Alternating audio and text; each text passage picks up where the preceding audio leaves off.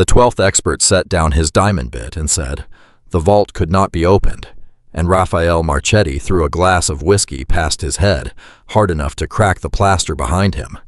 $40,000 in banded hundreds sat on the desk promised to anyone who could get through that steel door.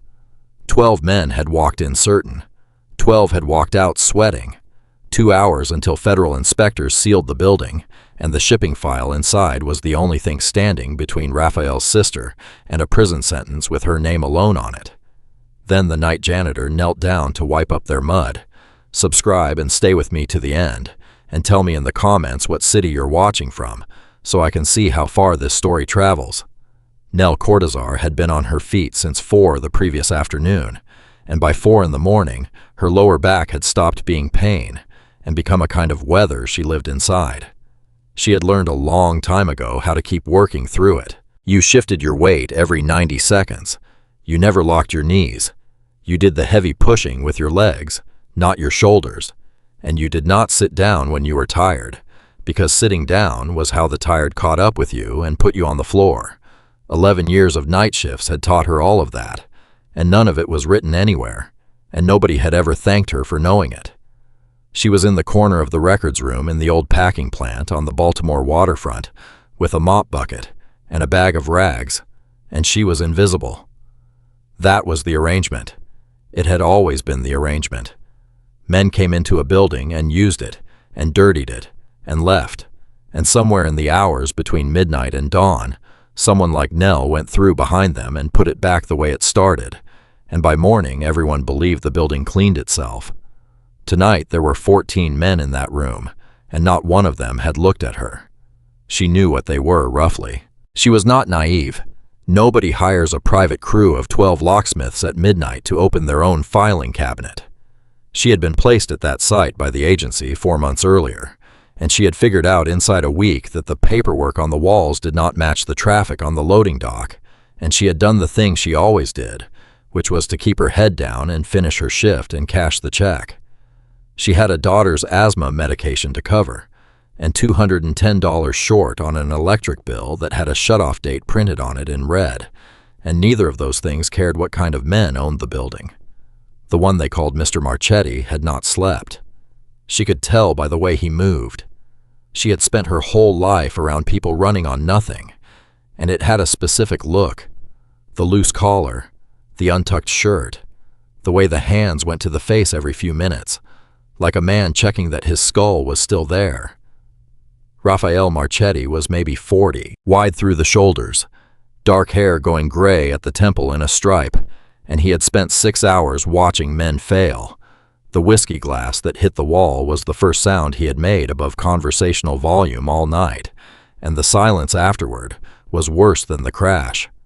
The 12th expert, a man from Chicago with a canvas roll of tools that probably cost more than Nell made in a year, held his hands up and said what the 11 before him had said. The lock was a custom deadbolt system. The steel was double plate. Any torque on the cylinder risked seizing the internal bolt permanently. He could burn through it in 90 minutes with a lance, but a lance would cook the interior and paper in a sealed cavity at that temperature turned to ash. Raphael's bodyguard, a man named Bruno Salcedo, who was built like a loading dock himself and always smelled faintly of clove gum, told the man from Chicago to leave the tools and walk. Nell kept mopping. She had made herself very small over the last 6 hours, and she was good at it. She worked the far edge of the room, moved when they moved, kept the bucket casters from squeaking by lifting the front lip instead of rolling it. She had cleaned around 13 sets of expensive shoes and had wiped up their mud 4 separate times. The mud was the reason she was in that room at all. Salcedo had come out into the corridor around 11 and told her the mess in the records room needed handling, and that she was to do it now and stay until it was clean, and then he had turned around and forgotten she existed, which was the part she had counted on. She had a rule about places like this. Do the work. Do not hear anything. Do not remember anything. And if somebody looks at you, look at the floor. She had followed that rule for 11 years, and it had kept her alive, and it had kept her exactly precisely as poor as she had started. The thing that broke it was not courage. It was the clock. Her shift ended at 6. The agency had a rule that a floor sign-off had to be initialed by a supervisor before 6, or the whole night got docked as incomplete, and the supervisor for that site left at 5:30, and it was now 4:40, and there were 14 men in her last room, and nobody was leaving. $210. That was the entire mathematics of Nell Cortazar's night. Not a vault, not a federal seal, not whoever's sister was going to prison. $210 and a red shutoff date, and a girl at home with an inhaler that had 11 doses left in it. So at 4:40 in the morning, she knelt down at the base of the vault door to wipe up the last of the mud, because if she could finish that patch, she could at least get the sign-off sheet halfway defensible. And that was when she saw it. She did not see it the way a locksmith sees things. She had no idea what a deadbolt cylinder was. She could not have told anyone the difference between a pin tumbler and a wafer lock if her life depended on it. What she saw was that the bottom hinge was filthy. That was all. The bottom hinge of that steel door was packed with a hard, gray crust of floor wax and lint and grit, built up in layers the way things build up over years, in a place nobody scrubs. And the other 3 hinges were clean. Nell knelt there with a rag in her hand and felt something go very quiet in her head. She knew that crust. She had made that crust. Floor wax got applied wet. It crept into every low seam in a room, and it dried. And then the next coat went on top. And after enough years, you got a gray cement in every corner that could only be taken out with a blade or with acid. She had spent a good part of her adult life on her knees, removing exactly that substance from exactly those kinds of seams. Wax built up at the bottom of things. It never built up on a moving part, because a moving part wipes itself clean. Every time a hinge swings, the metal grinds against itself and shears off whatever has settled there. A hinge that gets used has a bright arc of bare metal at the pivot. She had seen 10,000 of them. Every door in every building she had ever cleaned had that little bright crescent, and she had never once thought about it, because there was no reason to think about it. The top 3 hinges on that vault door had it. The bottom one had 2 decades of wax, which meant that door did not swing, or rather it swung on 3 hinges that were doing nothing but holding a faceplate, and the 4th was not a hinge at all. It was a dead bracket buried purely decorative, and nobody had ever cleaned it, because nobody had ever known it was there. Nell put her hand flat on the floor in front of the door and ran her palm along the base slowly, the way she checked for a lip on a tile edge, before running a buffer over it. There was a groove in the concrete. Shallow, maybe 1/8 of an inch deep, running 4 feet horizontally, to the left of the door, filled solid with the same gray wax. It was a track. The door did not open outward. It slid. And every one of those 12 men had spent 6 hours drilling into the cylinder of a door that did not open in the direction the cylinder implied. She stayed down there on her knees for a full 30 seconds and did the arithmetic on her own life. If she stood up and said nothing, she finished her patch. She missed her sign-off. She lost the night she went home to a red shutoff notice. If she stood up and said something, she stepped out of 11 years of being furniture in a room full of men who broke people for a living. She thought about the 11 doses in the inhaler. Nell stood up. Nobody noticed. She had to say it twice. The second time she said it loud enough that the whole room turned and Rafael Marchetti's head came around, and she watched 14 men register the fact that the cleaning woman had a voice. Salcedo got to her first. He crossed the room in 4 strides and took her upper arm above the elbow hard and told her to get back in the corner. And Nell, who had spent her entire working life absorbing that exact grip from that exact kind of man, heard herself tell him to take his hand off her. She was as surprised as he was. It came out flat and low and completely without fear, not because she was brave, but because she was so tired that the part of her brain that produced fear had shut down hours ago. There was nothing left in her but the last item on the checklist. Salcedo did not let go. He looked back at Rafael for an order. Rafael was staring at her. He asked her what she had said. Nell told him. She did not dress it up. She told him the bottom hinge had wax on it, and the other 3 did not. and that a used hinge cleans itself, and that a hinge with 20 years of buildup on it has never moved in 20 years. She told him about the groove in the concrete. She told him the door was on a track. The man from Chicago, who had not quite left, laughed out loud. He told Raphael that this was a Kessler pattern strongroom door, that it had a documented 4-hinge swing configuration, and that he had personally opened 2 of them, and that whatever the cleaning lady thought she saw in the dirt was dirt. And Nell, and this was the moment she thought about, for years afterward looked at the man from Chicago and asked him one question. She asked him whether he had ever seen the inside of one. He said of course he had.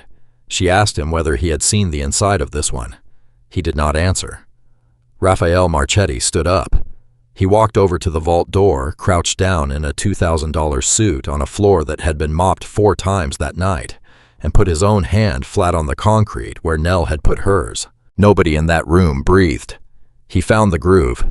He stayed down there a long moment with his fingers in it, and then he looked up at her from the floor, and Nell felt something she had never felt in her life, which was the full, undivided attention of a man who could have her killed. He asked her if she could open it. Salcedo started to object, and Raphael cut him off without turning around. Nell told him the truth, which was that she didn't know. She said the track was packed solid. She said if it had been sealed that long, the wax would have gone hard as stone all the way down, and that pushing on it would do nothing, because you cannot slide a 300-pound door through cement. Raphael asked her what would work, and Nell, standing in a room with $40,000 on the desk, and 12 failed experts, and a man from Chicago with diamond bits reached into the front pocket of her apron and took out a spray bottle of white vinegar and a plastic wedge doorstop. The man from Chicago laughed again, and this time nobody laughed with him, and the sound died in the middle of the room and made everything worse. She told them what vinegar does. Floor wax is acrylic polymer suspended in an alkaline base, and it goes soft in acid. Every janitor on earth knows this because it is how you strip a floor when the machine is broken, and it is how you get 30 years of buildup out of a baseboard corner without a blade. It is not clever. It is not a secret. It is the first thing anyone learns in the first week of the job, and it is worth exactly nothing, and it is why the trade pays $11 an hour. She said it would take time, maybe 40 minutes for the acid to work down into the track. Raphael looked at his watch and told her she had 25. She knelt down and started. She soaked the groove section by section and worked it with a stiff nylon brush, and the wax went from gray to cloudy to a soft brown paste that she pulled out in ribbons with the edge of a rag. It was mindless work. It was the most familiar work in the world to her. She had done it 10,000 times in bathrooms and stairwells and cafeteria kitchens for people who had never once learned her name. The difference tonight was that 14 men were standing over her in silence, and she could hear every single one of them breathing, and she could hear the clock. At 12 minutes, she hit something in the track that was not wax. It was a steel stop pin seated in the groove holding the door in the closed position. She said so. Raphael crouched down beside her again. He asked if it could be pulled. She said not by hand. The man from Chicago, who had come back into the room without anyone noticing, said quietly that if there was a stop pin in a floor track, there was a release for it somewhere on the face of the door, and that if the door was on a track, then the entire lock cylinder they had been drilling into for 6 hours was a decoy plate covering the actual mechanism. He said it in a very different voice than the one he had laughed in. Nell asked him where a release would be. He said on a Kessler pattern it would be behind whatever looked most decorative. They both looked up at the same time. There was a brass escutcheon on the face of that door, an ornamental plate the size of a saucer cast, with a wheat sheaf pattern mounted 8 inches above the cylinder. It was the only part of the entire door that was filthy, not wax. A hard amber varnish of nicotine and old cigar resin and spilled liquor glazed into the recesses of the casting, the way it gets in rooms where men have smoked and drunk for 50 years, and nobody ever wiped the high ornament, because nobody ever thinks to. It was cemented in place. The man from Chicago said out loud that it was supposed to depress. Nell said it couldn't, not with that much crust in the seam, And then, because she was too tired to be careful, she said the other thing. She said the men who used this room stopped using this door decades ago, and that whoever had built it had left the real release under a plate that no cleaner would ever touch and no expert would ever look at, because everyone in the world is trained to look at the mechanism, and nobody in the world is trained to look at the mess. Raphael Marchetti did not say anything for a long moment. Then he told her to keep going. She hit the escutcheon with vinegar and held a lighter under it not 2 1/4 inch below, the way you warm a stuck jar lid, and the resin wept out of the wheat pattern in dark syrup ropes and ran down the steel face and dripped onto the floor. She had already mopped 4 times. She wrapped her thumb in the hem of her apron because the brass was hot. She pushed. Nothing. She pushed harder with her whole shoulder behind it, and her thumb slid off the greasy metal and the back of her hand hit the door plate and split the skin across 2 knuckles. Salcedo said something under his breath. Raphael told him to shut up.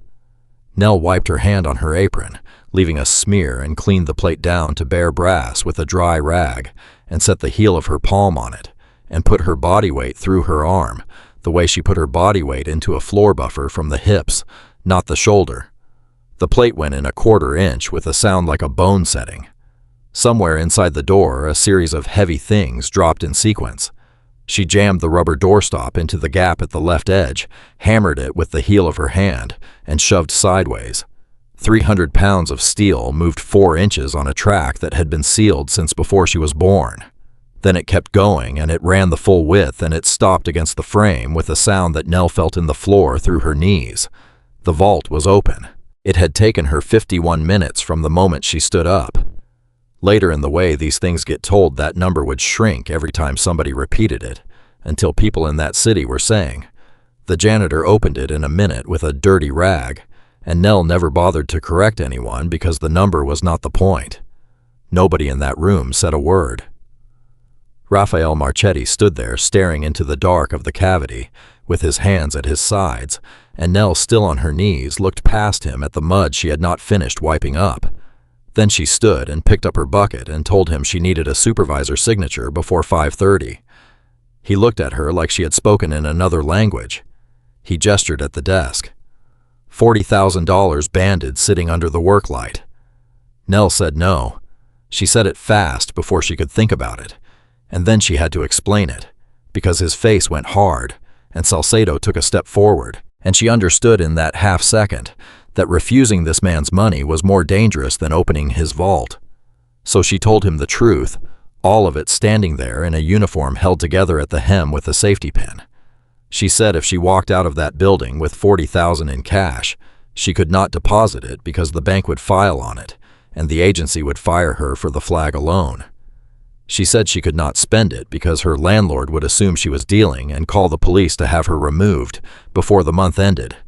She said she took the number 19 bus home at 6 in the morning through a neighborhood where a man got put in the hospital last spring over a pair of sneakers, and that if anyone on that bus knew what was in her bag, she would not make it to her own front door. She said his money was not real money. It was ghost money. It only worked for people who already had somewhere to put it. She said what she needed was $210 for an electric bill with a shutoff date on it. Raphael Marchetti did not move for several seconds. Then he reached past the banded stacks, entirely took a loose fold of bills from his inside pocket, counted off 300s and held them out. He said $210 for the bill and $90 for a cab so she would not have to ride the bus. Nell took them with her left hand because her right knuckles were open and bleeding. She said thank you and turned for the door, and he asked her name. She said he didn't need it. He said she had just kept his sister out of a federal indictment and that he thought he had earned a name. She gave him her first name only to the wall and pushed the bucket out into the corridor. At the gate, 40 minutes later, with the sky going gray over the water and her hand wrapped in a paper towel, a car pulled alongside her and the window came down. Salcedo was driving. He did not look at her. He said Mr. Marchetti did not like loose ends and that he did not like people who made 12 professionals look like children in front of him. Then he flicked a matte black card out the window. It landed face up on the wet asphalt by her shoe.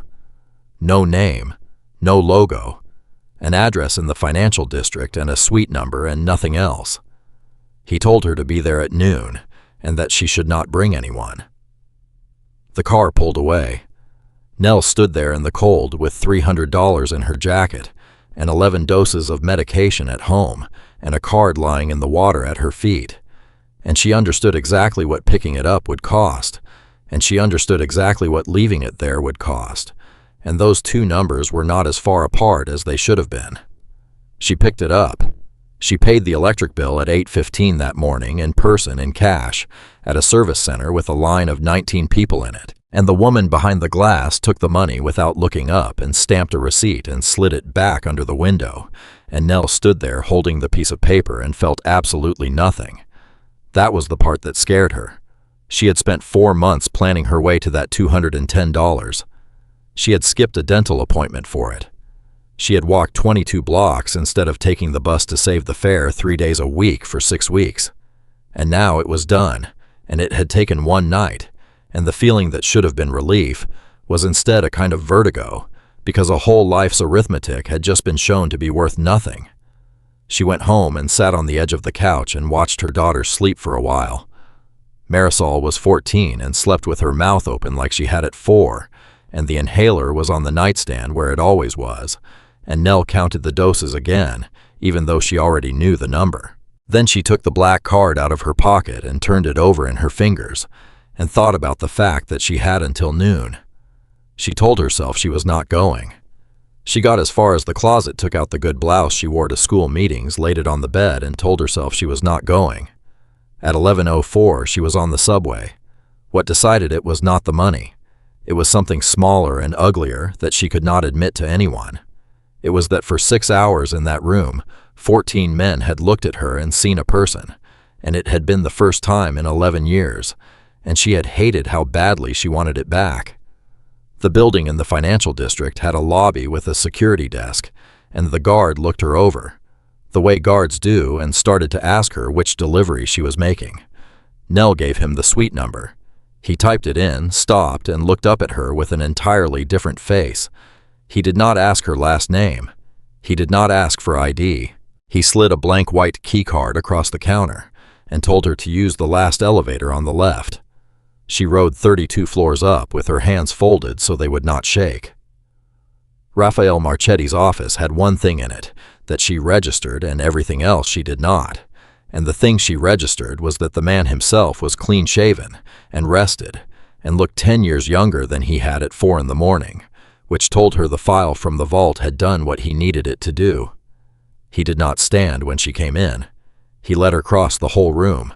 Then he told her that his sister had walked out of a federal building at 9 that morning with her name removed from an indictment that had 11 counts on it, and that the difference between that outcome and the other one was a woman with a spray bottle. Nell said she was glad. He asked if she wanted a job. She said no. He seemed to have expected that, and he did not argue. Instead, he told her about the cold storage facility in Dundalk. The family ran seafood and specialty imports out of it legitimately on paper, with a real license and real customers and real inspections. For 7 months, product had been disappearing. Not money. Product. Physical weight. Frozen tuna loins, king crab boxed veal cases of wine that came in on the same manifests. The books were perfect. He had paid 4 forensic accountants over those 7 months, and every one of them had come back with the same answer, which was that there was no discrepancy in the records. But the intake weights did not match the outflow weights. He knew what came off the trucks. He had watched them unload himself twice, standing in the cold at 2 in the morning like an idiot, and the numbers on paper still said nothing was missing. He said his experts had spent 7 months looking at the ceiling. He said he wanted her to go look at the floor. Nell told him she was not an investigator. She said she mopped floors, and that the thing at the vault had been dumb luck and a bad hinge. Raphael said the man from Chicago had called him at 7 that morning, unprompted, on his own dime, to say that in 22 years he had never seen anyone read a door the way that woman read that door, and that he wanted her name and number, and that Raphael should not let anyone else get to her first.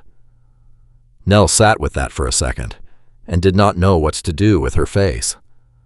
Then Raphael slid an envelope across the desk. $10,000 just to look, he said. 50 if she found it. She asked why he did not simply send in his own people. He said because his own people had been in that building 400 times and had stopped seeing it, and because the person who was stealing from him already knew every single one of their faces. He said the only way in was as somebody nobody looks at. And Nell heard in that sentence the exact shape of her entire adult life offered back to her as a qualification. She took the envelope. She did not take the job as a favor, and she did not take it out of fear.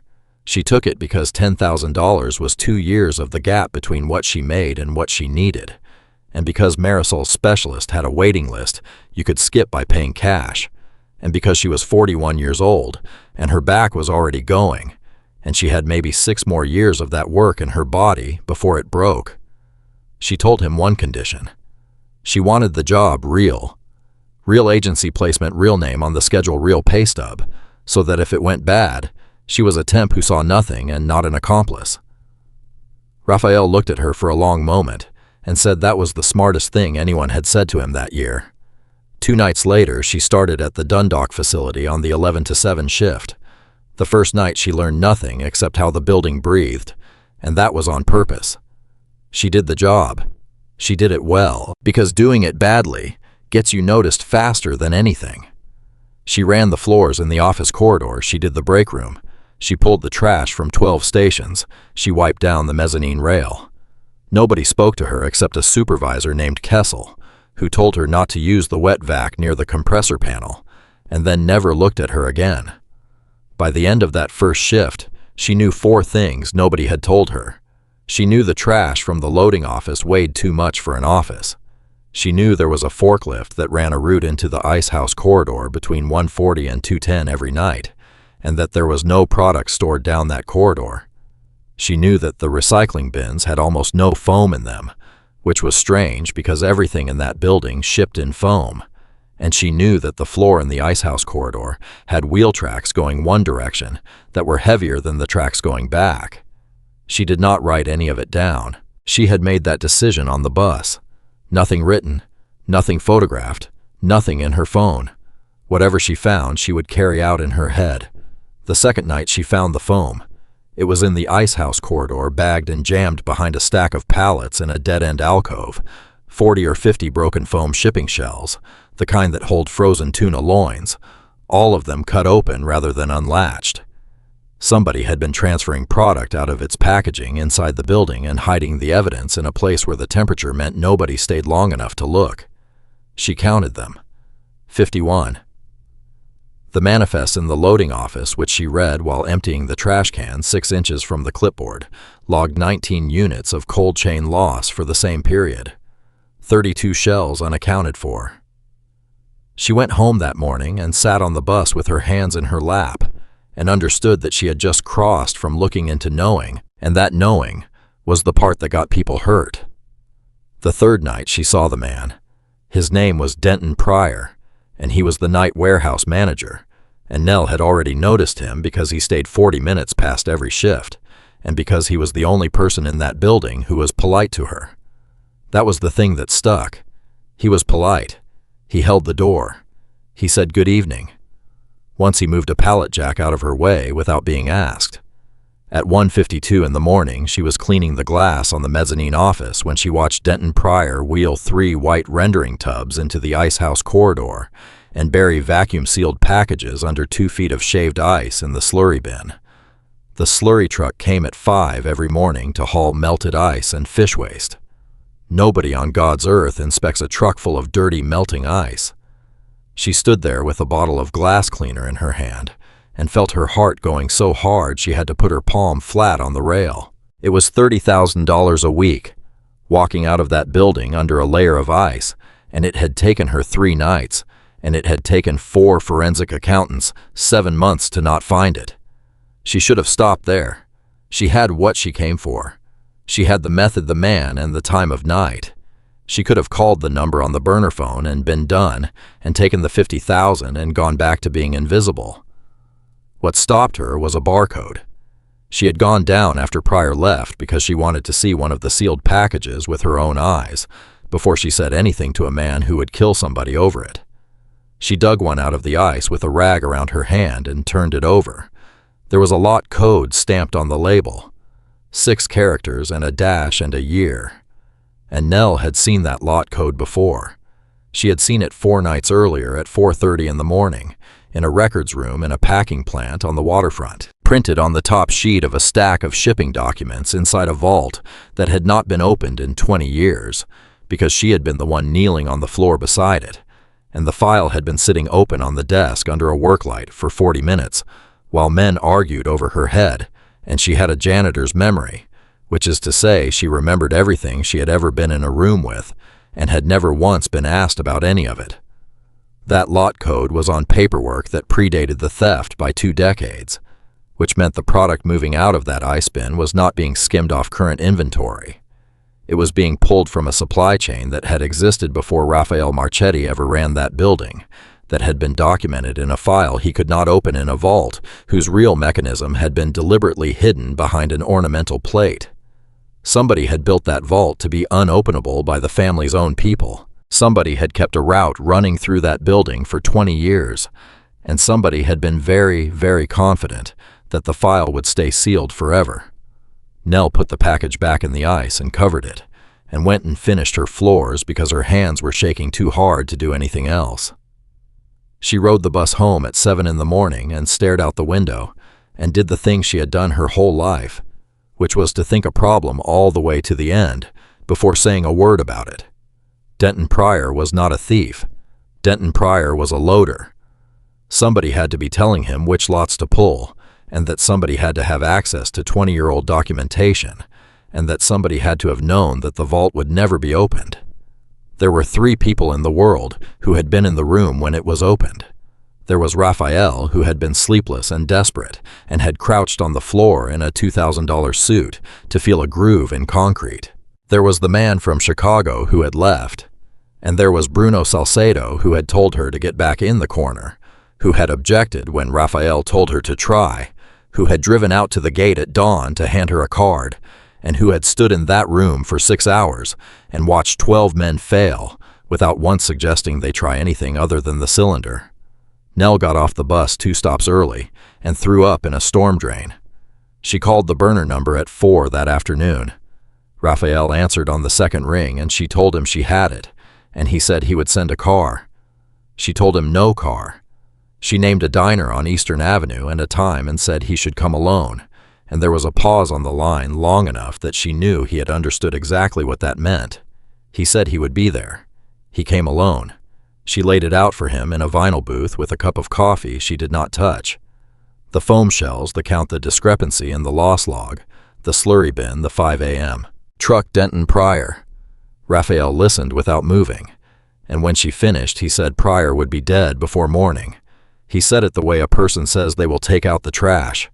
And Nell, who had spent 4 days telling herself that whatever happened after she reported was not her business, heard herself say no. She said if he killed Pryor tonight, he would be killing the only person who could name who was giving the orders. Raphael said Pryor was the orders. And that was when Nell told him about the lot code. She watched a man she had seen exhausted and furious and grateful go somewhere else entirely. His face did not change. His hands did not move.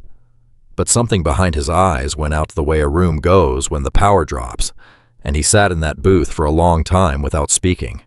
Then he asked her very quietly whether she was certain. She said she had read that number off a sheet in his vault 4 nights ago, and she had read it off a package in his ice bin last night, and it was the same number, and that she had never in her life misread a number. He asked her if she knew what she was accusing. She said she was not accusing anyone. She said she was telling him where the dirt was, and that what he did with it was his business, and that she wanted to be paid and to be finished. Raphael took an envelope out of his coat and set it on the table between them. Then he asked her for 48 hours. He said he needed her to go back in for 2 more nights, not to find anything, to find the paper a physical record, something with a signature or a date or a route, something that could not be deleted from a server by whoever had spent 20 years making sure that server said nothing. He said he could not send anyone else in, because whoever it was would know within an hour. Nell said no. She said she had a daughter, and that she had done what she agreed to do, and that she was not going back into a building where a man had just become a corpse in waiting because of something she said out loud in a diner. Raphael did not push. He said he understood. And then he told her the thing that changed it, and he told it flat without decorating it. He said his sister's name had come off the indictment that morning because of the file she had opened. He said the 11 counts on that indictment had been built from 20 years of shipments that his family had never known were moving through their own buildings, that the government had been watching a route nobody inside the organization had put there and had assumed his sister was running it. He said that whoever was pulling those lots had not been stealing from him. They had been building a case around his family for 2 decades, and then feeding the pieces to somebody, and had come within one federal deadline of putting his sister away for 11 years for a business she had never known existed.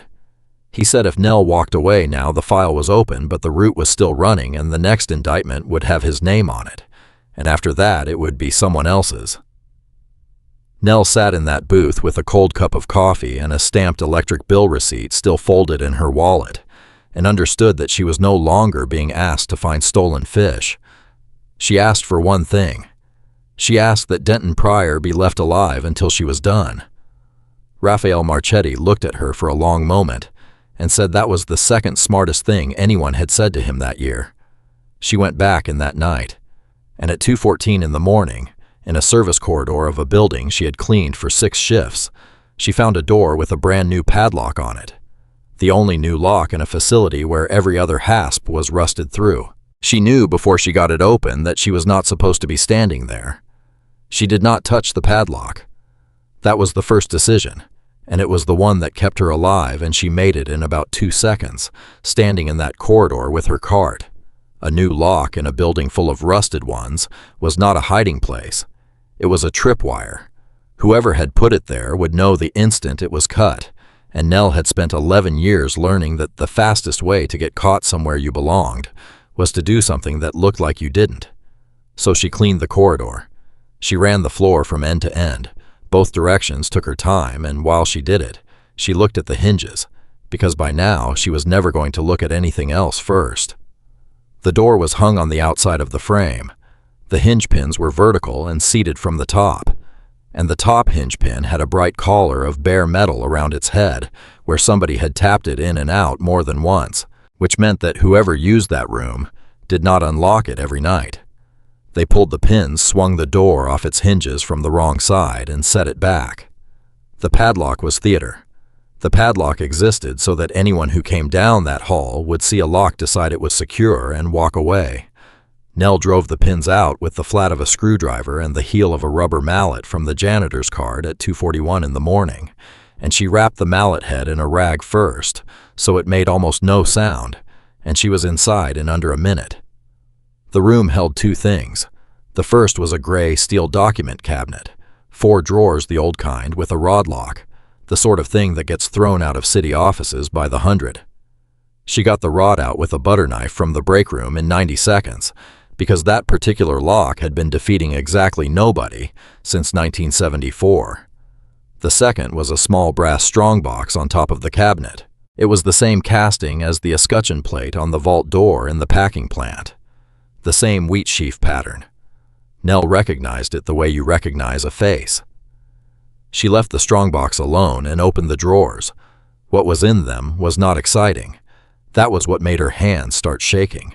It was routing paperwork. Bills of lading carrier receipts, cold chain temperature logs, customs continuation sheets, hundreds of them filed by year going back 19 years. Everything neat, everything clipped, everything in the handwriting of a person who took the work seriously. And every single sheet carried a lot code in the same 6-character format she had read off a package in an ice bin and off a document in a vault. It was a parallel business. 19 years of it, running through Marchetti buildings on Marchetti trucks under Marchetti insurance, and it had never appeared in a single Marchetti ledger because it had never needed to. It had its own set of books kept on paper, in a room with a fake padlock, in a facility where the only person who ever came down that corridor was somebody with a mop. Nell pulled 4 sheets, one from each of 4 different years, and slid them flat against her stomach under her uniform shirt. Then she stopped, because she had gotten far enough into the drawers to reach the sign-off line, and every one of those sheets had 2 signatures on it. One was Denton Pryor's, going back only 3 years. The other one went back 19. It was not a name she expected. It was the facility's night supervisor, a man named Arthur Kessel, 63 years old, the man who on her first shift had told her not to use the wet vac near the compressor panel, and had then never spoken to her again. Nell stood in that room and felt the whole structure of what she had assumed collapse and reassemble. She had spent 2 days building a case in her head against Bruno Salcedo, because Salcedo was the obvious one, the one who had objected, the one who had grabbed her arm, the one who had a face like a threat. She had done exactly what she despised in other people. She had looked at a man and decided what he was from the outside. Arthur Kessel had been running paper through that building since before Raphael Marchetti was old enough to sit at the table, and Nell had walked past him 6 nights in a row and never once looked at him for the same reason nobody had ever looked at her. She put the drawers back. She reset the rod. She hung the door on its pins and wiped both pin heads with her rag so they would not show fresh oil. She had 11 minutes left in her break window, and she used all of them standing at the mop sink running water over her wrists to bring her heart rate down. At 4:20 that morning, Arthur Kessel came and found her. He did not accuse her of anything. He asked how she was settling in. He asked if the agency was paying her on time, and when she said sometimes, he made a face and said they never did, and told her that if it happened again, she should tell him, and he would call them himself. He was kind about it. That was the thing that put ice down her back. He was genuinely, unperformedly kind, and he stood there for 4 minutes talking to a cleaner about agency payroll, like a person who remembered what that was like, and Nell understood that this man had been so thoroughly overlooked for so long that he had built an entire 19-year shadow business out of it, and had never once been suspected. He asked her on his way out whether she had been down the icehouse corridor that night. Nell said she had twice and that somebody kept leaving foam back there, and she'd had to bag it out. She said it flat and bored the way she would have said it if it were true and meant nothing. Kessel nodded and said he would talk to the loaders about it. And then he said, without any change in his voice at all, that it was funny because the corridor floor had been wet at both ends and dry in the middle, and that whoever had run it must have skipped a section. Nell said the buffer had a bad seal and she'd had to go back over parts of it. He said that would do it and wished her a good rest of her shift and walked away. She stood there for a full 30 seconds after he turned the corner. He had known. Not for certain, but he had put a question in front of her to see what she would do with it. And she had answered it correctly, and she had no idea whether correctly was enough. She finished her shift. She clocked out at 7. She walked to the bus stop with 4 sheets of paper against her skin, and did not look back at the building once, because looking back was what people did when they were afraid, and she could not afford to be a person who was afraid in that parking lot. She called Raphael from a payphone outside a laundromat, 2 neighborhoods from her own, because she had decided somewhere on that bus that she was never using the burner again in a place where somebody could triangulate it. She told him it was not Salcedo. She told him it was Kessel, and she told him 19 years, and she heard a sound on the other end of the line that she had never heard from him, which was nothing at all for a very long time. Then he said Kessel had carried his father's casket. Nell said she was sorry. Raphael said to bring the paper, and Nell said no. She said the paper stayed with her until she had something in return, and what she wanted was not money. She wanted her daughter out of the city for 2 weeks. Bus tickets, a motel, cash for food arranged by someone who did not know Nell's name or address. She wanted it done by that afternoon. Raphael did not argue. He asked where. She said anywhere with a hospital because of the asthma. He made a call while she was still on the line and put a woman named Odile on the phone with her, and by 2 o'clock that afternoon, Nell had put Marisol on a bus to her cousin's in Harrisburg with a lie about a work trip, and had stood on the platform watching it pull out, and had not let herself cry until it was around the corner. Then she went back to her apartment and found her door unlocked. Nothing was taken. Nothing was broken. Her mail was on the table where she'd left it. The dishes were in the rack, but the closet door was open 2 inches, and Nell had closed that closet door every day of her life for 6 years because it did not latch and it swung if you left it. She did not go inside. She backed out into the hall, went down the stairs, and walked 11 blocks before she stopped moving. At 6 that evening, she met Rafael and Salcedo in the back of a shuttered auto body shop, and the first thing she did was look Bruno Salcedo in the face and tell him she had spent 2 days certain he was the one. He said he knew and that Rafael had told him. She said she was sorry. Salcedo said something then that she carried with her for a long time afterward. He said that people had been sure about him since he was 9 years old, and that she was the first one who had ever come back and said it out loud, and that he'd take that over an apology. Then he told her what they had.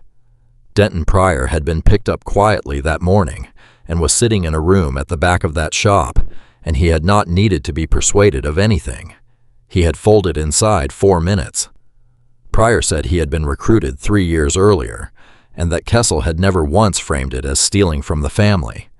Kessel had framed it as insurance.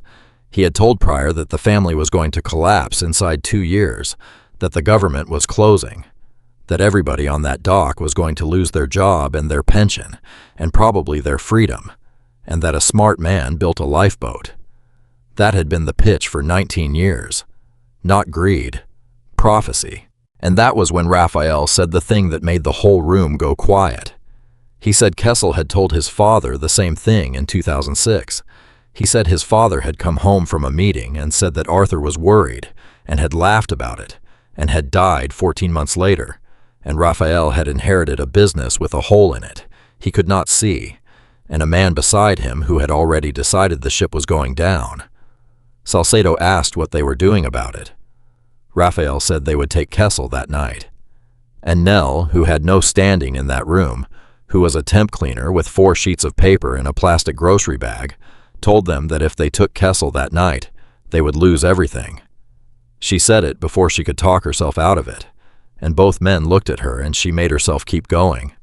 She said the room in that corridor had 19 years of paper in it, and a brass strongbox on top of the cabinet, and that she had not opened the strongbox, and that a man who kept his working files in a cabinet, a child could open, but kept one thing in a locked brass box, built by the same hand as the vault, was a man who had put the only truly dangerous item in his life inside that box.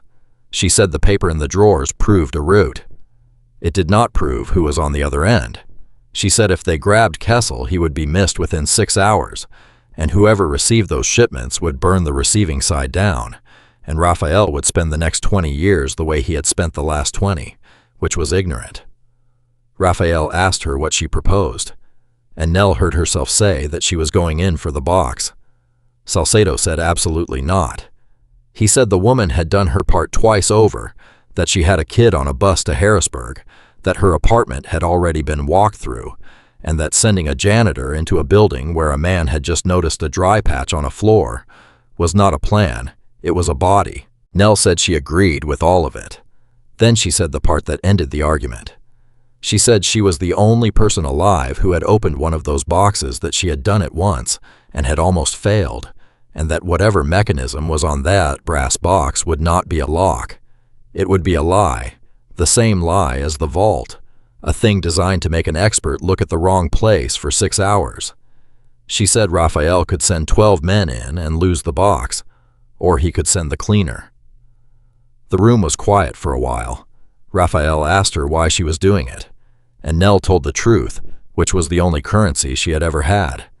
She said that a week ago she had been $210 short of the power staying on, and that she had spent 11 years being spoken past, and that a man named Arthur Kessel had built a 19-year criminal enterprise on the exact same disappearance that had been done to her, on the fact that nobody looks at the person doing the work. She said he had used it to steal.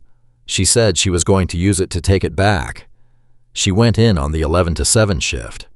She had a story ready if she was stopped, and a screwdriver in her cart, and the rubber mallet with the rag on the head. And she did the first half of her shift exactly by the book.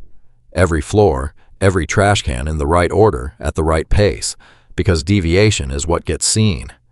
At 1:50, the forklift ran its route into the ice house corridor without Pryor on it, which meant Kessel had a second loader, which meant there was somebody else in that building who was not on her list. She kept mopping. At 2:30, she went down the service corridor with her cart, drove the pins, took the door off its hinges, and got inside. The strongbox was still there. She did not touch the front of it.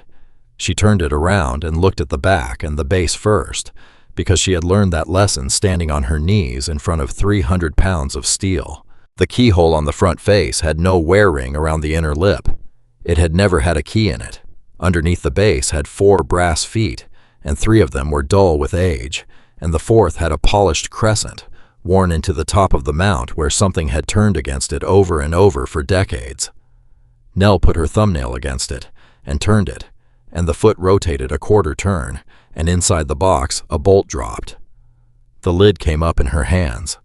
What was inside was one item, and it was not what she was braced for.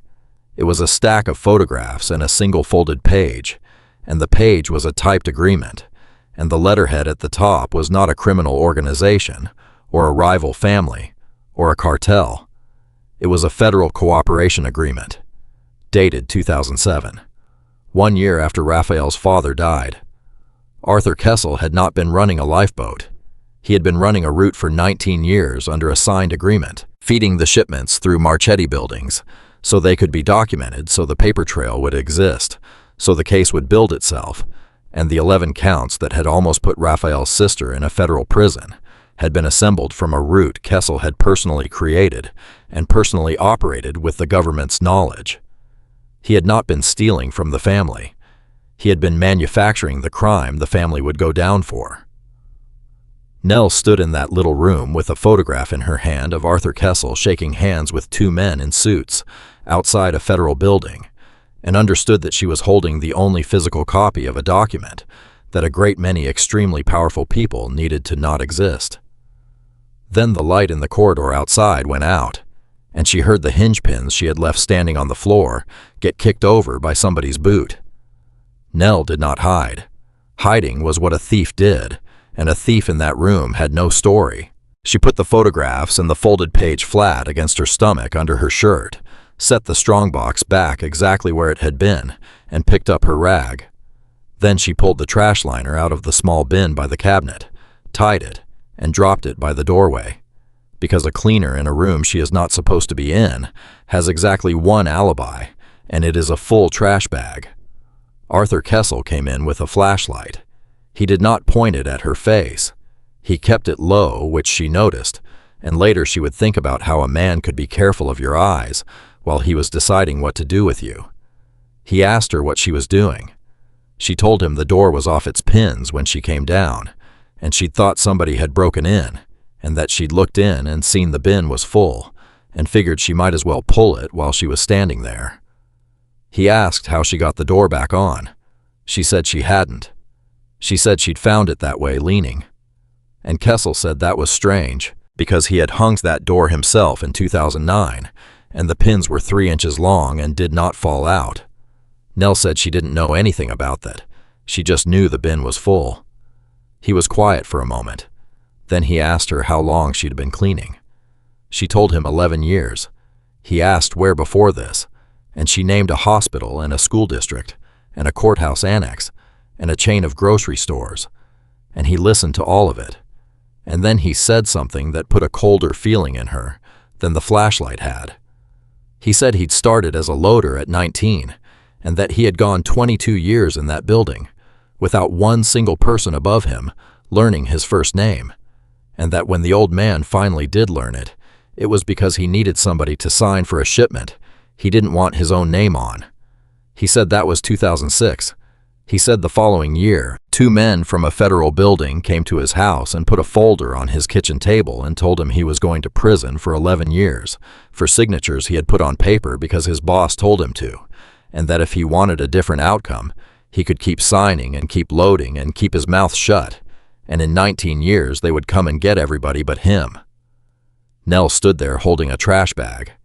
Kessel said he had taken the second option, and that he had never once been sorry, and that anybody in that room would have taken it too.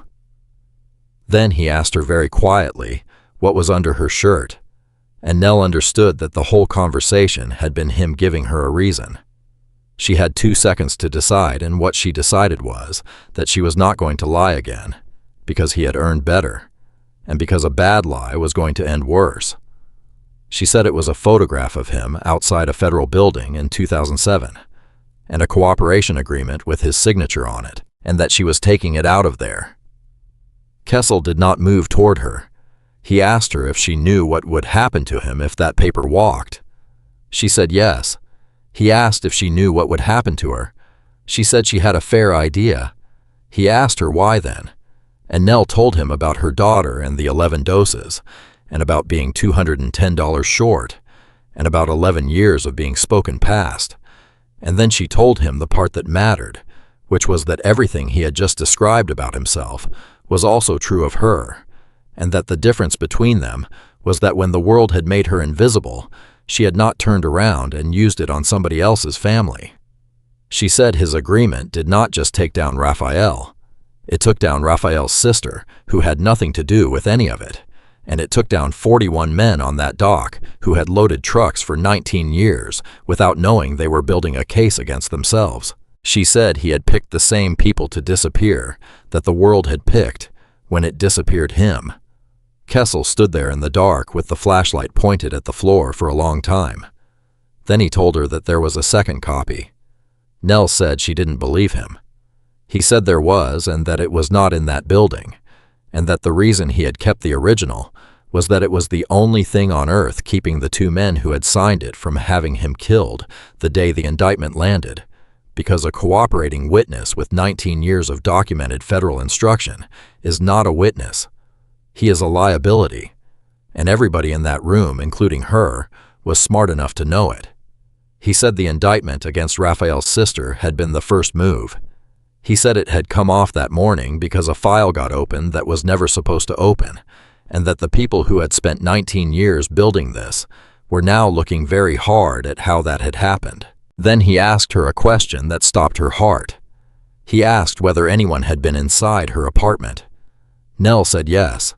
Kessel said it had not been him, and Nell believed him instantly in a way she could not justify, because a man who had just been given a reason to lie had chosen instead to tell her something that made his own situation worse. He said he had one thing left to bargain with, and it was not the paper, it was time. He said the receiving side ran on a fixed cycle and the last load of the 19th year was scheduled for the following night, and that once it moved, the case closed, and the indictments came down on 41 men, and there would be nothing anyone could do.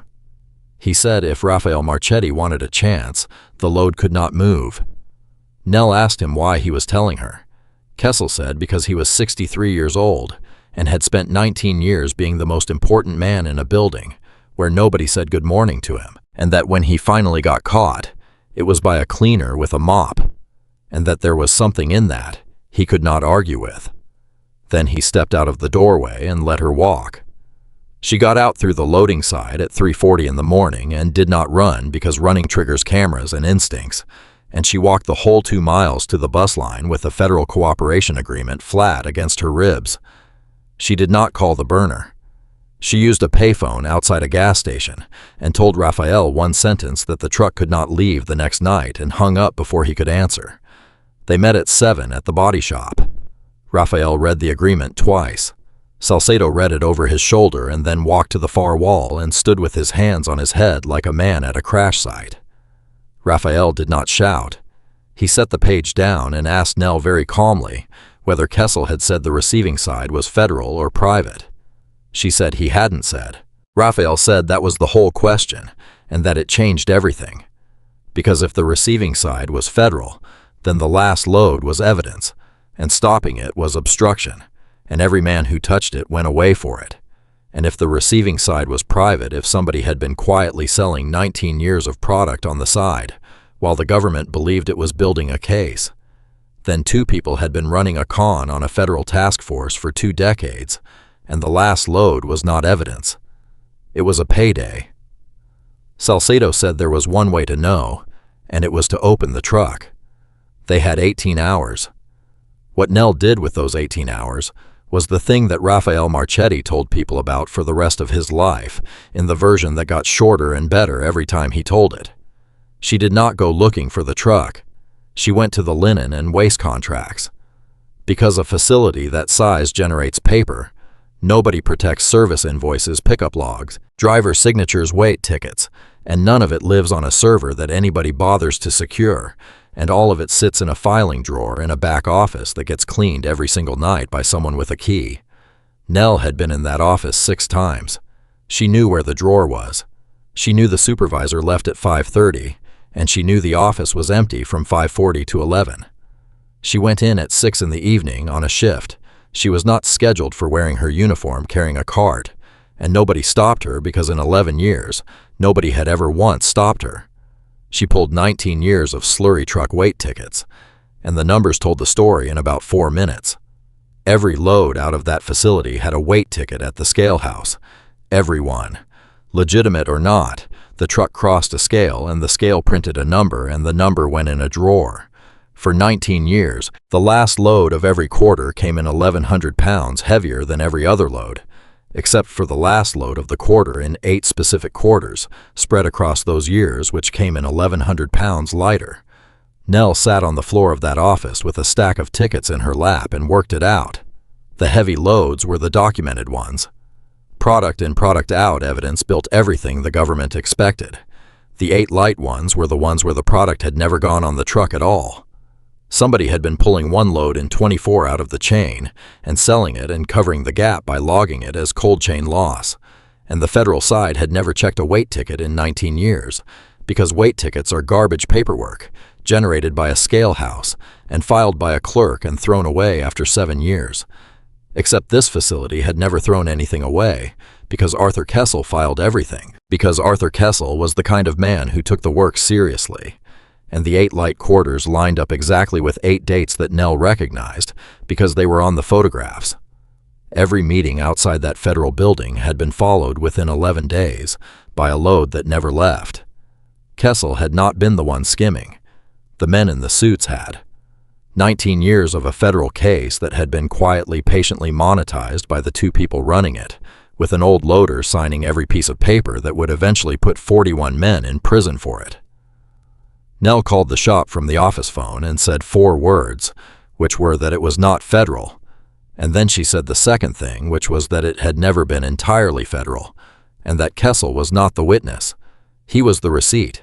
Rafael and Salcedo hit the scale house at 11:40 that night, not the truck. They took the clerk's terminal and the printed ticket book, and 11 years of unshredded carbon copies, and they did it without a shot and without a hand laid on anyone. Because a scale house at midnight has 1 man in it, and he makes $14 an hour, and does not want to die for a weight ticket. The load rolled at 1:15 in the morning, and they let it roll, and it crossed the scale, and it printed a number. 1,100 pounds light. The 19th year, the last load, and it was one of the light ones, which meant that the final piece of evidence in a 19-year federal case had been sold before it ever left the building by the 2 men who were going to sign the indictment. Rafael had the ticket in his hand at 1:22 in the morning. He did not go after them. That was the part Nell had not expected, and the part she understood only later. He drove instead to a diner on Eastern Avenue and sat in a vinyl booth and called a lawyer at 2 in the morning, and then he called a second lawyer, and then he called a reporter. And by 4, he had made copies of everything in 3 separate places, with 3 separate people who did not know each other. Salcedo asked him why they weren't handling it themselves. Rafael said because for 19 years, his family had been losing to paper, and that the only thing that had ever beaten paper in this entire mess was more paper, and that he had learned it from a woman with a mop. At 6:30 that morning, Arthur Kessel walked into the body shop by himself. Nobody had gone to get him. He put a key on the table and said the second copy was in a safe deposit box under his sister's married name, and that he would sign whatever anyone wanted him to sign, and that he had one condition. He wanted the 41 names off it. Raphael asked him why he thought he had any right to a condition, and Kessel said he didn't. He said he was asking anyway, because he had loaded trucks beside those men for 44 years, and he knew every one of their kids' names, and that had been true the whole time, and it was the only thing about himself he still recognized. Nell watched Raphael Marchetti look at the man who had spent 19 years building the case that would have buried his sister, and she watched him say yes. Then Raphael turned to her and asked what she wanted. And Nell, who had not slept in 31 hours, and who had a daughter on a bus somewhere in Pennsylvania, and who had 4 sheets of paper against her ribs, and a stamped electric bill receipt still folded in her wallet, said she wanted to make a phone call. She called the motel in Harrisburg and told Marisol she could come home. Then she hung up and told Raphael that she wanted to talk about what happened next, and that he was not going to like it. What she wanted was to be paid and to be gone, and she said so first, because she had learned that if you do not open with the thing you are afraid to say, you never say it. Raphael said that was fine, and that the 50 was already sitting in an envelope, and Nell told him that was not what she meant. She said she did not want cash. She said she had been handed cash 3 times in 11 days by a man who did not understand that cash was the one thing a person like her could not use. Cash was what you got when someone wanted to pay you without leaving a record that you had ever been there. She said she wanted a contract. Raphael did not understand her at first, and she made herself explain it in the flattest language she had, because she was too tired to be careful with his pride. She said she wanted to open a cleaning company, licensed, bonded, insured, with a tax number and an address and her name on the incorporation papers, and she wanted the Marchetti facilities as a client, not a favor, not protection, an actual contract at market rate signed, invoiced monthly, paid by check. She said she wanted the money to arrive with a paper trail so long and so boring that no one could ever look at her life and say she had been given something. Salcedo asked her why she would want the taxes, and Nell told him that the reason she had almost died in a service corridor was that a man had built a 19-year criminal enterprise inside a gap where nobody keeps records, and that she was not going to build her own life in that same gap. She said the record was the only thing that had ever protected anybody in this entire story. Kessel's weight tickets, the vault file, the photographs. Every single time it had come down to it, the thing that had saved someone was a piece of paper that somebody had bothered to file. Raphael sat with that for a while. Then he asked her what she would call it. She said Cortazar Facility Services because it was her name, and because she wanted it on a truck. The Marchetti contract was signed 11 days later. It was for 4 buildings, $29,000 a month, and it was the most ordinary document any of them had ever touched, and Nell read every line of it twice before she signed and asked for 2 clauses to be changed and got both. The rest of it did not resolve the way anybody in that body shop expected. The 2 men in the suits were not arrested. That was the part Nell had trouble with for a long time, and the part Raphael's lawyer explained to her in a conference room with a patience that made her want to throw something.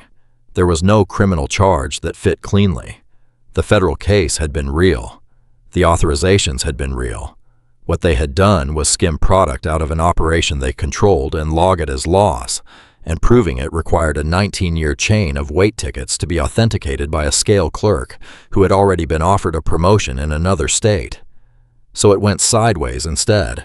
The reporter, Raphael, had called at 4 in the morning, ran the weight tickets against the meeting dates, and published it in March, and the 2 men were placed on administrative leave and then reassigned, and then one of them resigned quietly in June, and the other transferred to a regional office in the Midwest. Nobody went to prison for it. But the case died. That was the thing that mattered. An indictment built on 19 years of evidence that had 1,100 pounds missing from 8 of its links became an indictment that no prosecutor in the district would take to a jury. The 41 names came off. Raphael's sister's name stayed off. Denton Pryor did 4 months on a theft plea and came out and got a job driving for a produce wholesaler and never spoke to anyone from that dock again. Arthur Kessel signed everything he had promised to sign. He was 63 and had spent 19 years as the most important man in a building, where nobody said good morning to him. And when it ended with a stack of affidavits and a walk out a side door. He did 11 months at a federal camp on a fraud count that his own lawyer described as generous. Nell went to see him once 4 months in. She could not have explained why.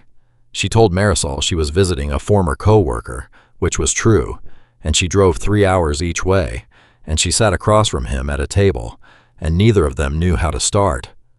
He asked about her business. She told him she had 6 employees.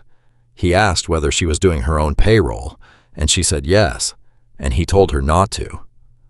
That payroll was the thing that killed small operators, that she should pay a service the $200 a month and never think about it again. He said it the way he had told her about the wet vac and the compressor panel, and Nell sat there and understood that this man had never in his life stopped being a supervisor. Then he asked her whether she had ever gone back and looked at the vault. She said no. He told her his father had built it. Not the Marchettis, his own father, a locksmith who worked the harbor in the 50s, who had installed every strong room door on that waterfront, and who had put a false cylinder on every one of them, because he had figured out young that a man who builds you a lock you cannot open owns a piece of you forever. He said his father had died broke, and that nobody had come to the funeral. He said he had spent his whole life inside buildings that his father had secured holding a mop, and then a clipboard watching men in suits walk past him into rooms his family had built. And Nell said the only thing she had, which was that she knew exactly what that felt like, and that it did not make it right. Kessel said he knew. He said the thing he could not get past was that in 19 years, the only person who had ever caught him was the only person in that building doing the same job he had started in. Nell said that was not a coincidence. She said it was the whole reason. She did not go back after that. But she wrote him twice, and he wrote back both times in the neat, careful handwriting she had seen on 19 years of shipping documents, and the second letter had a list in it. 11 names of men on that dock, and what each one was good at. And at the bottom, he had written that they were going to need work when the facilities restructured, and that she should look at them before the agencies got them. She hired 4 of them. That was the year Cortazar Facility Services stopped being a name on a contract and became an actual company. It grew the way real things grow, which is unglamorously. She got the 4 Marchetti buildings, then a produce terminal, then a hospital laundry, then 2 office towers in the financial district, the second of which was the building with the black marble lobby where a guard had once looked at her jacket and assumed she was a courier. She thought about that on the day she signed it, and then she went back to work because there was a schedule to build. By the second year, she had 19 employees, and almost all of them were people the world had stopped looking at. Night cleaners, dishwashers, 2 men out on parole that no agency would touch, a woman named Odile, who had spent 22 years in hotel housekeeping and could tell you what floor a guest was on by the smell of the hallway, and Nell trained them. Not to clean, most of them cleaned better than she did. She trained them to look. She built the whole thing out of what she had learned on her knees at 4 in the morning. Count the recycling against the manifest. Read the wear on hinges and handles and floor tracks. Watch which direction the wheel marks are heavier. Notice the one new lock in a building of old ones. Notice the one clean thing in a filthy room, and the one filthy thing in a clean one, because both of those are somebody hiding something. She called it a facilities audit, and she charged for it as a line item, and clients paid it because the first time she ran one at the produce terminal, she found $11,000 a month, walking out in returnable pallet fraud, inside 4 nights. 3 warehouses along that waterfront had losses found by her crews in the first 18 months. None of her people carried a weapon. None of them ever needed to. The thing she was proudest of was not the revenue. It was that she paid on time. Every Friday without exception, whether the client had paid her or not. She had been docked a full night's wage over a sign-off sheet at 4 in the morning, and she had decided somewhere on that bus ride that no one who worked for her would ever stand in front of a landlord's door with the wrong number in their hand. Marisol got her specialist. The waiting list turned out to be 9 months, and Nell paid the cash rate and got in 3 weeks, and hated herself a little for how easy it was, and understood for the first time in her life exactly what money actually buys, which is not things. It is time. It is the ability to not wait. Raphael Marchetti stayed a client. They were never friends exactly. He signed an invoice on the first Tuesday of every month, and sometimes she was in the building and sometimes she was not. And twice a year they had a meeting about scope and rates that lasted 40 minutes and was entirely boring, and both of them preferred it that way. He offered her other work once in the second year, something quieter, something that paid more. Nell said no, and he never asked again, and she thought that was probably the most respect either of them had ever shown the other. Bruno Salcedo sent her a card when her company hit 3 years. There was no message in it, just his name. She kept it in the drawer of her desk, and the story of the vault got away from all of them, the way stories do. By the end of the first year, people on that waterfront were saying the janitor had opened it in 1 minute with a dirty rag. By the second year, they were saying she had done it in front of 25 experts. By the third, somebody told the story back to Nell at a contractor's breakfast, without knowing who she was, and in his version, she had never even taken off her gloves. She let it stand. She never corrected any of it, because the number was never the point. It had taken her 51 minutes, and it had taken 11 years before that 11 years of scraping wax out of baseboard seams and learning what a used hinge looks like, and understanding in her hands that a room tells the truth about itself in the places nobody bothers to clean. 12 men had walked into that room with diamond bits and 30 years of training between them, and every one of them had looked at the mechanism because that is what they had been taught to look at. She had looked at the dirt, and the dirt had been telling anyone who cared to look for 20 solid years exactly which way that door opened. That was the whole thing. That was all of it. Not genius, not luck, not some gift that arrived in the middle of the night.